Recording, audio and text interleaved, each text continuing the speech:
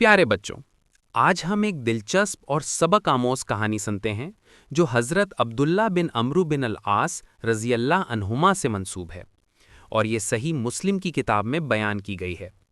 بہت بہت پہلے کی بات ہے، اللہ تعالیٰ نے حضرت سلیمان علیہ السلام کو بڑی بادشاہی عطا کی تھی۔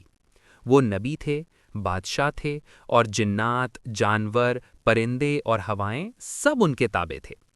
حضرت سلیمان علیہ السلام بہت نیک اور اللہ سے ڈرنے والے تھے۔ انہوں نے بہت سے شرارتی اور سرکش شیاطین کو پکڑا جو لوگوں کو نقصان پہنچاتے تھے۔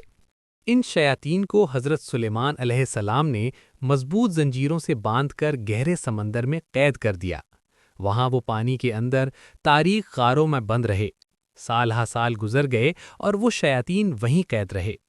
حضرت عبداللہ بن عمرو رضی اللہ عنہما فرماتے ہیں کہ یہ شیاطین اب قریب ہے کہ اپنی قید سے نکل آئیں۔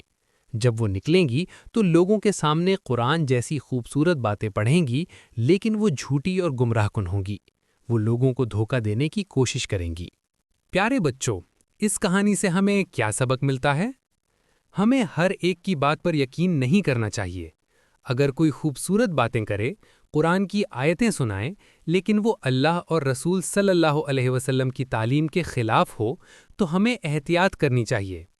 ہمیشہ بڑوں، عالموں اور اچھے استادوں سے پوچھ کر دین سیکھیں۔ اللہ تعالی ہمیں گمراہی سے بچائے اور صحیح راستے پر رکھے۔ آمین۔ کیا تمہیں یہ کہانی پسند آئی؟ اللہ ہمیں نیک بنائے۔